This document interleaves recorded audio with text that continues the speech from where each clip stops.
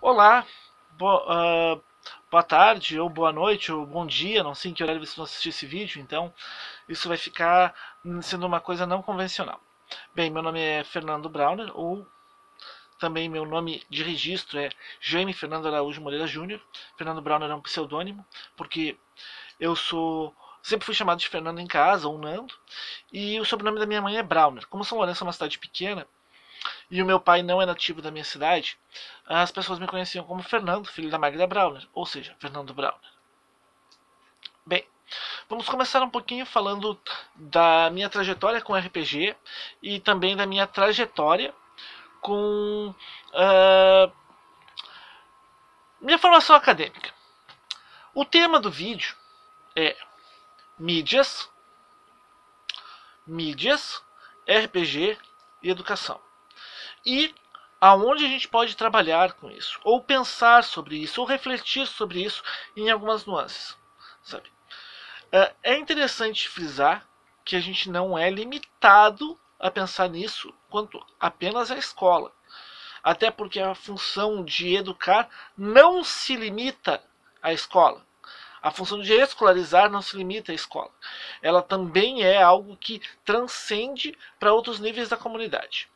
Mas bem, vamos começar. Eu sou formado em licenciatura em desenho e computação gráfica pela Universidade Federal de Pelotas, ano de 2008. Concomitantemente, ou seja, ao mesmo tempo, eu me formei em artes visuais, licenciatura, pela mesma universidade. Sou especialista em mídias na educação pela FURG, Universidade Federal de Rio Grande. Fiz um trabalho sobre conflito escolar, relacionando RPG para trabalhar o conflito dentro da escola. E também tenho um artigo sobre educação ambiental, sobre RPG na educação ambiental. Utilizando não apenas o RPG como forma de pensar a nossa relação com o meio ambiente, mas pensando também sobre o que é o meio ambiente, sobre o que é trabalho em grupo, o que é equipe. Foi um projeto de pesquisa que eu fiz quando eu estava fazendo uma especialização em educação ambiental, que eu não consegui concluir no período por problemas familiares na época. Bem, eu comecei a jogar RPG em 1992. Fazem 28 anos que eu sou jogador de RPG. Comecei pelo GURPS, Generic Universal Roleplay System, que na época me foi apresentado pelo meu primo de terceiro grau, Gustavo Brown. O Gustavo, que trabalhou na Jambô. Bem, isso também não é tão relevante assim, mas vamos seguir. Joguei, além do GURPS, Advanced Dungeons and Dragons, ou seja, o AD&D. Joguei Vampiro à Máscara durante muito tempo, Lobisomem Apocalipse. Inclusive um dos melhores livros de RPG que eu posso dizer de cenário. Vampiro, lobisomem, mago, tem um cenário astronomicamente fantástico em um sistema de bosta. Desculpa a palavra feia, mas eu não consigo definir de outra forma o sistema. Bem, o pessoal do GURPS conseguiu corrigir isso e colocou fez o sistema do vampiro pro GURPS. Mas isso daí também não é bem no foco e me desculpem, mas às vezes a gente acaba escapando um pouco. Bem, em 28 anos de RPG, eu domino 11 sistemas diferentes. Não vou fazer uma lista de todos, mas os principais são Tormenta RPG, o GURPS, o sistema Storyteller, da Emo. Esses são os principais. Óbvio, tem outros menores, alguns tangenciais que são relacionados a esses primeiros. Dungeons and Dragons, por exemplo, eu conheço bem o AD&D, eu conheço bem a terceira edição, a 3.5, a quarta edição. Não conheço a quinta. Eu decidi que eu não queria aprender a quinta edição. É um direito meu, mas vamos lá. Bem, a primeira questão que a gente tem que considerar é o que são mídias. Uma das coisas bem interessantes que me aconteceu esses anos atrás foi que eu fui numa semana acadêmica da Universidade Federal de Pelotas do curso de Artes Visuais. Eu estava sentadinho lá, professor já formado, observando palestras de alunos que ainda não estavam desenvolvendo bem seus projetos de pesquisa, mas estavam aprendendo e estavam querendo usar a relação, a oportunidade da semana acadêmica para falar um pouco sobre o que estavam tentando pesquisar. Às vezes eu disparo falando e eu falo meio rápido, mas vamos lá. E aí, o que aconteceu é que uma das meninas que estava apresentando, ela começou a dizer que a mídia burguesa capitalista, ela nos faz enxergar o mundo de tal forma, porque a mídia, e ela não sabia o conceito de mídia. Para ela, mídia era televisão, sabe? A mídia, para ela, era apenas um dos elementos que compõem as mídias. O que são mídias? Mídias são toda forma de comunicação humana entre duas pessoas que não está ligada à comunicação verbal direta de uma pessoa para outra. Na realidade, a mídia significa um meio de transmissão desse conhecimento. Então, mídia, depois se virou a palavra média, depois é um meio, é basicamente a forma em que a gente adquire conhecimento que não venha diretamente de uma outra pessoa, que seja o meio de comunicação que a pessoa utilizou para te passar a informação. Então vamos lá. O que são mídias? As mídias mais antigas que a gente tem conhecimento, por exemplo, são os hieróglifos dos egípcios, a arte rupestre do homem primitivo, as pinturas, esculturas e gravuras da pré-história. Todos esses elementos da antiguidade são mídias. Mas jornal, carta, televisão, rádio, CD, DVD, cinema, fotografia, PowerPoint, vídeo, WhatsApp, Messenger, Facebook, toda e qualquer plataforma onde uma pessoa posta uma informação e uma outra pessoa recebe a informação sem ter o contato direto com a pessoa. E olha, videochamada não é contato direto. Videochamada também é uma mídia. Então, esses elementos formam as mídias, as verdadeiras mídias, que são os elementos de transmissão de conhecimento. O RPG, ele trabalha com as mídias de duas formas. Na realidade, são muitas formas, mas as formas mais diretas, as formas mais relevantes atualmente que nós temos que pensar são as formas diretas. Primeiro, a impressão ou o arquivo digital do módulo básico e dos livros de regras dos sistemas. Esse material é a primeira mídia que o jogador de RPG tem contato. Ele apresenta de leve o universo em que se vai jogar. Ele diz as regras e a forma com que vai se formar o jogo. Lembre-se, não existe jogo sem regras. As regras fundamentam o jogo. Teóricos sobre jogos declaram que o que separa jogo de brincadeira é a existência de regras. Portanto, as pessoas que chegam e dizem, eu vou jogar RPG sem regras, bem, vocês estão fazendo uma brincadeira, estão fazendo uma construção de uma história em conjunto, mas sem regras não há jogo, e sem jogo não existe RPG. Mas como assim? Bem, a gente tem Vygotsky e Piaget que estudam a brincadeira de faz de conta infantil, tá? Que em alguns casos eles chamam jogos de papéis. Por que eles chamam de jogos de papéis? Porque a criança, quando está interpretando um personagem, para entender o conceito, transformando um carrinho num avião para voar, sabe? Ele ainda assim aplica regras para que aquilo tenha verossimilhança, para que ele consiga compreender.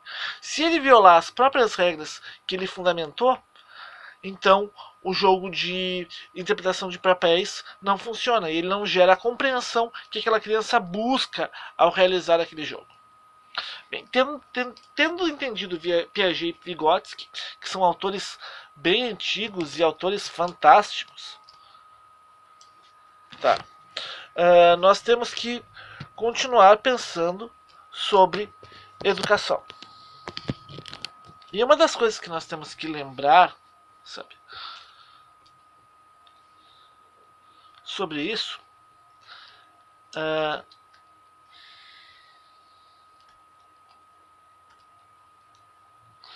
uma das coisas que nós temos que lembrar sobre isso é que educação não se limita a ambiente escolar. Como assim educação não se limita a ambiente escolar? Não. Educação não se limita a ambiente escolar. A educação, ela é feita em todos os meios possíveis, sabe? Seja na escola, seja na comunidade, seja na igreja, seja em qualquer ambiente que você frequente. Educação, escolarização, elas são um meio da sociedade transmitir o conhecimento, mas não limitado a isso. Tá? É importante saber que você não está limitado pelo ambiente escolar. Você faz parte de um ambiente. E isso é deveras crucial. Quando a gente fala de RPG e educação, a gente pode considerar de forma direta um professor utilizando o RPG na escola para trabalhar assuntos pertinentes em sala de aula. Por exemplo, eu quero ensinar para os meus alunos sobre Pablo Picasso. Eu posso dar o texto sobre Pablo Picasso, ou eu posso criar uma história onde obras de arte de Pablo Picasso foram roubadas. Tá. Eu falo para eles sobre os conhecimentos que se tem sobre Pablo Picasso e faço com que eles pesquisem enquanto eles buscam descobrir quem roubou as obras de arte. Todo o processo de investigação vem com pistas que são relacionadas a fatos da vida de Pablo Picasso. Então isso motiva os meus alunos a buscarem o conhecimento sobre. Isso é ensinar a buscar informação. E isso é uma forma de aprendizado. É a forma direta dentro da escola. Por outro lado, eu considero que o RPG ele pode ser considerado como uma forma indireta de ensinar. Eu tô com 40 anos agora. Quando eu estava com 35, eu tinha membros do meu grupo de jogo que tinham 15, 16 e 17. Pessoas que, quando rolavam um dado, tinham que somar números acima de 5, 6, faziam conta nos dedos. A matemática básica deles, de ensino fundamental, anos iniciais, ou seja, de primeiro a quarto ano, muito fraca. Isso se deve porque não fizeram a parte em casa. Ou os pais não motivavam ao cálculo, ou o ensino na escola era muito fraco, ou N outras razões. Como eu não estou citando nomes, nem dizendo quais escolas, nem quais professores estão envolvidos, não é um problema. Então, o que acontece? Quando nós consideramos que essas pessoas elas vão se tornar cidadãos, e nós temos que considerar que existem duas formas de se tornar um cidadão. O primeiro cidadão é o tipo de cidadão crítico, autossuficiente, alfabetizado, que conhece e domina o conhecimento. O segundo tipo é o analfabeto funcional, aquele que sabe escrever o nome, lê o texto, compreende algumas palavras, mas quando lê um texto inteiro não compreende a mensagem relacionada. Ele não consegue ler um problema e identificar as soluções, encontrar as dificuldades, descobrir qual é a relação real daquela situação. Esse é o analfabeto funcional. Existe uma pancada de jogador de RPG, sabe, nas mais variadas idades, que tem essa imensa dificuldade de somar e calcular. Eles não querem aprender e eles acham isso errado. Bem, como mestre de RPG, na minha concepção, eu acredito que você, ao ensinar o jogo de RPG para a pessoa, conforme ela vai jogando e se divertindo, ela vai fazendo aquele treinamento da matemática lá da infância. 7 mais 7, 8 mais 8, 14 mais 17, 18 mais 32. Quando vai fazendo isso, esses cálculos vão automatizando e eles vão quebrando as barreiras que eles tinham com o cálculo matemático. Porque era chato e repetitivo fazer esses cálculos. Mas quando você está fazendo esses cálculos para se divertir, para vencer um inimigo, para ganhar no jogo, sabe, ele se torna mais automatizado, ele internaliza mais fácil. Então, o RPG na educação, ele traz essa questão do português, da matemática, do desenvolver a linguagem, de fazer de motivar muitos jogadores a lerem para poder conhecer mais habilidades, para poderem saber mais sobre o seu personagem, para ter uma interpretação melhor do personagem, e essa interpretação deve ser premiada no jogo.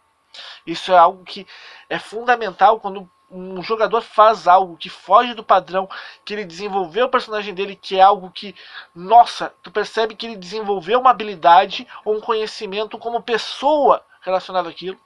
Não é só algo vinculado ao personagem dele, mas é algo que avança ao personagem dele, avança ele como pessoa, desenvolve ele como ser humano, como alguém que é dominante, que vai se tornar um cidadão, sabe? Esse jogador e esse personagem devem ser premiados de alguma forma, não necessariamente só no XP, mas com alguma recompensa ou um bônus numa rolagem ou alguma coisa na cena de jogo, para que isso seja um catalisador para que ele continue buscando e se desenvolvendo. Da mesma forma, se ele não for premiado conforme ele faz essas coisas, e ele se sinta até às vezes prejudicado, ele não vai buscar o conhecimento a mais, então ele não vai ajudar e não vai desenvolver a si próprio. E isso também é um problema no jogo. Bem, o RPG ele não é vinculado somente na mídia das regras, do nível básico. Sabe? Ele também é um catalisador para outras mídias. Por exemplo, Dungeons and Dragons virou 3 filmes. 3 filmes ruins, mas ainda assim são 3 filmes. O universo de Dragonlance tem um filme, que não foi assim tão bom, mas que poderia ter sido muito melhor. Mas ainda assim, ele sai da mídia livro e vira roteiro de filme, e vira interpretação de personagem, e vira animação no caso de Dragonlance, atores contratados no caso dos 3 filmes de Dungeons and Dragons. Ele não fica limitado à mídia normal, que é o livro módulo básico, ele também estende-se a outras mídias, como os livros de Dragonlance que estão aqui atrás, ou os livros da Karen Soarelli, do Leonel Caldela, para o Universo de Tormenta, ou os livros que estão aqui em cima, do Drizzy Do'Urden. Tá? Aqui atrás eu tenho muita literatura. Uma das coisas que o RPG me fez, eu já gostava de ler, mas o RPG me catalisou para ser um maior leitor, sabe? E isso é algo que é extremamente importante, fazer com que o jogador de RPG ele seja alguém que transpassa as mídias, ele não fica vinculado, preso numa mídia só. Lembrando também que o desenho Caverna do Dragão é baseado em Dungeons and Dragons, ou seja, é uma mídia, desenho animado, que era transmitido pela televisão, mas que hoje em dia já transcendeu a tecnologia analógica da televisão e se torna parte de uma tecnologia digital, porque tu encontra os episódios em CD e DVD online, que tu consegue acessar pela internet e desenvolver um conhecimento.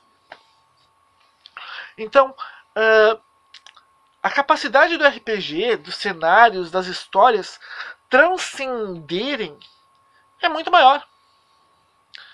A gente pode começar com uma sessão de jogo de RPG e transformar isso numa peça teatral, por exemplo, que é uma outra mídia. Ou fazer com que os jogadores de RPG... Já existem jogadores que fazem isso e transcendem a mídia original, pegando e participando de vídeos quando estão jogando online, usando os vídeos, o sistema de capturas. A própria Dragão Brasil, com a Guilda do Macaco, trabalhou isso muito bem, sabe? Mostrando os seus jogos e mostrando a história de Arton e o desenvolvimento durante 2 anos, ou 3, com o seu sexteto, que depois se tornou quinteto, com a participação do Gustavo, do Leonel, do Marcelo Cassaro, JM Trevisan, toda aquela equipe mestrada pelo trabalho esplendoroso do Svard, e que foge da mídia tradicional, sabe, revista Dragão Brasil, por exemplo, foge da mídia do podcast, Dragão Brasil também tem podcast. Muitos grupos de RPG têm podcasts. Se você procurar podcast de RPG na internet, nossa, vai encontrar uma tonelada. Isso são mídias digitais. Mas a revista impressa, o livro impresso, o material que você imprime é a mídia analógica, que continua participando do dia a dia e que é fundamental para a construção de novos jogadores e de novo desenvolvimento. Algumas coisas que têm que ser claras e pensadas é que existem duas formas de tu pensar uma sessão de jogo. Primeiro, não importando como você pensa a sessão de jogo, o jogo tem que ser divertido. Sim, jogos divertidos são catalisadores para novas sessões. Tanto o jogador quanto o mestre devem se divertir. Uma das coisas que a gente encontra muito é a gente reclamando que não conseguiu se divertir com o narrador ou com certos jogadores. E nesses 28 anos de RPG, tendo computador desde os 18, ou seja, há 22 anos, eu posso dizer que eu já joguei muito RPG online. E também conheci muita gente jogando RPG em eventos e na rua também. Jogadores de RPG se encontram e se reconhecem na rua. Mas vamos voltar a falar sobre RPG e educação. Tendo parado para pensar sobre cálculos matemáticos, engenharia matemática, etc., a grande questão sobre RPG e educação é o aprendizado. O objetivo é aprender. Seja como um professor que está buscando lecionar ou criar algo.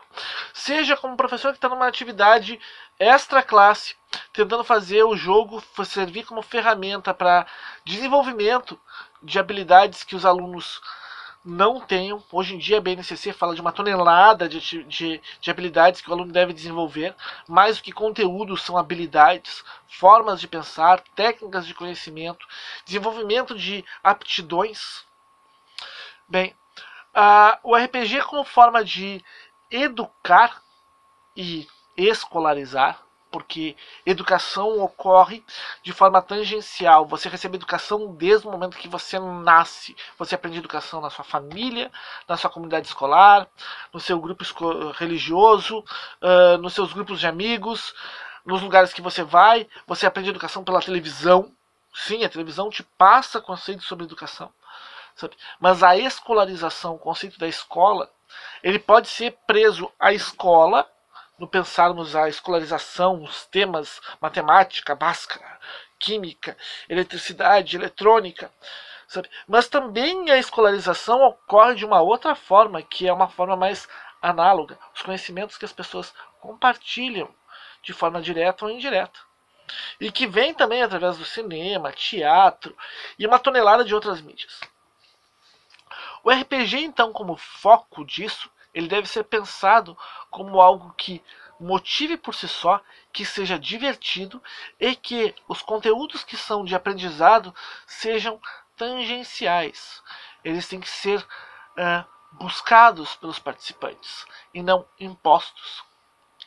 Uma professora minha chamada Eliane Nunes, que morreu em 2008, bem na época da minha formatura, ela me disse uma vez, para mim e para os meus colegas, que professores universitários não tinham que motivar os seus alunos, porque o fato de escolher um curso superior era, por si só, motivacional, mas que professores de escola de ensino fundamental e médio tinham como obrigação encontrar formas de motivar os seus alunos e desafiá-los a buscar o conhecimento.